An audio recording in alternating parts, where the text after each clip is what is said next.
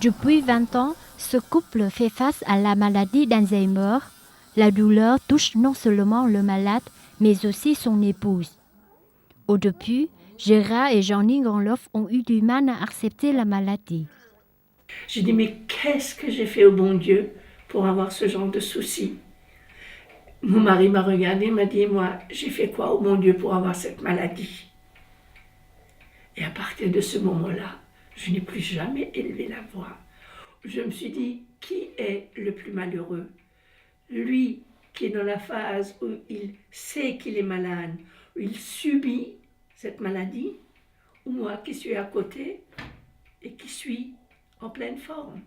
Ça fait 15 ans que Gérard ne parle plus et 15 ans que sa femme s'en occupe comme d'un nourrisson. Sa maladie s'est aggravée et il est tout seul à son chevet. Toi, tu as besoin de moi et moi, j'ai besoin de toi. La maladie s'aggrave.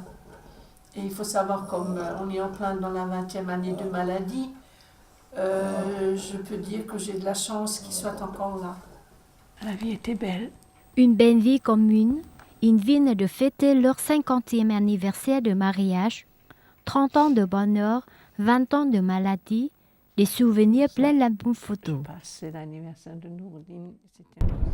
Pour sortir de la galère quotidienne, Jeanine va voir des amis dans la même situation qu'elle.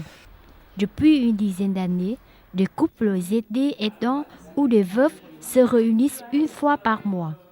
C'est le moment où ils oublient la maladie, sortent de l'isolement et laissent provisoirement leurs soucis de côté. Un après-midi récréatif qui me permet de rire, de chanter, de voir d'autres copines de galère. De l'accordéon, des rires pour évacuer le stress, car les aidants sont très exposés. On dit que 60% meurent avant le malade. C'est pour ça qu'on essaye de faire quelque chose pour les dents et des ateliers pour les dents. Depuis janvier, la ville de Strasbourg a créé un café des aidants. Actuellement, il en existe plus de 60 en France.